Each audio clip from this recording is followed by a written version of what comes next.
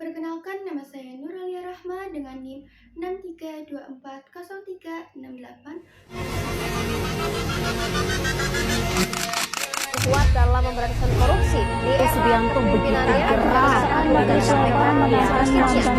dugaan korupsi pada proyek sudah dilakukan KPK sejak awal 2020. Proses penyelidikan dilakukan secara hati-hati untuk memastikan setiap tahapan berjalan sesuai prosedur. Halo teman-teman generasi muda, di era yang serba digital seperti sekarang, teknologi berkembang sangat cepat dan informasi bisa kita akses kapan saja. Namun, di balik semua kemajuan itu, masih terdapat satu masalah besar yang terus menjadi tantangan bagi bangsa kita, yaitu korupsi.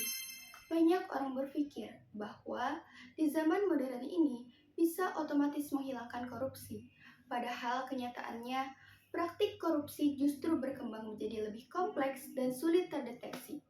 Korupsi bukan hanya soal hilangnya uang negara, tetapi juga merusak kehidupan sosial, politik, bahkan moral masyarakat. Oleh karena itu, generasi muda memiliki peran penting sebagai agen perubahan untuk membantu memutus rantai korupsi. Sebelum membahas lebih jauh, kita perlu memahami mengapa korupsi masih sering terjadi. Secara umum, terdapat dua faktor utama. Pertama, faktor internal, yaitu faktor yang berasal dari dalam diri sendiri, seperti sifat serakah, kurangnya moralitas, dan gaya hidup konsumtif yang mendorong seseorang ingin hidup mewah secara instan. Kedua, faktor eksternal, yaitu faktor dari lingkungan sekitar, seperti pendapatan yang tidak mencukupi, rendahnya integritas di lingkungan masyarakat, hingga budaya korupsi yang sudah dianggap biasa di suatu lembaga. Korupsi bisa terjadi dalam skala besar maupun skala kecil yang sering dianggap sepele. Tanpa moral dan integritas yang kuat, kemajuan teknologi justru dapat disalahgunakan untuk menyembunyikan tindakan korupsi.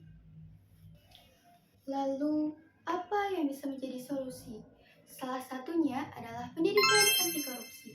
Pendidikan ini bukan hanya tentang teori di dalam kelas, tetapi juga tentang membangun karakter yang jujur, disiplin, dan bertanggung jawab sejak dini.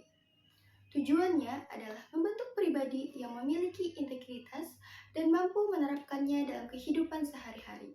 Tentunya, hal ini membutuhkan kerjasama dari berbagai pihak, mulai dari pemerintah, sekolah, media, hingga keluarga sebagai tempat pertama pembentukan karakter. Sebagai generasi yang hidup di era digital, kita sebenarnya memiliki banyak keunggulan. Teknologi informasi bisa menjadi alat yang efektif untuk meningkatkan transparansi dan akuntabilitas publik. Kita dapat memanfaatkan media digital untuk mengawasi kebijakan publik atau melaporkan dugaan tindakan korupsi. Selain itu, media sosial juga bisa digunakan untuk membuat kampanye kreatif seperti video pendek atau infografis, agar pesan tentang pentingnya integritas lebih mudah dipahami oleh teman-teman. Namun, kita juga harus tetap kritis dan bijak dalam menggunakan media digital. Jangan sampai mudah percaya pada informasi palsu atau hoax yang justru dapat menghambat upaya pemberantasan korupsi. Langkah nyata sebenarnya bisa kita mulai dari hal-hal sederhana. Misalnya, aktif dalam organisasi. Aktif dalam organisasi berguna untuk melatih kepemimpinan dan kejujuran, serta menjaga integritas diri dalam setiap situasi. Selain itu, diperlukan juga sistem hukum yang tegas dan transparan, serta reformasi birokrasi melalui digitalisasi layanan publik, agar peluang terjadinya korupsi semakin kecil. Korupsi adalah musuh bersama. Dengan pendidikan, pemanfaatan teknologi, dan integritas pribadi, kita bisa membawa perubahan yang lebih baik bagi Indonesia. Mari mulai dari diri sendiri, mulai dari sekarang. Saya Nuralia Rahma, sampai jumpa di gerakan perubahan berikutnya.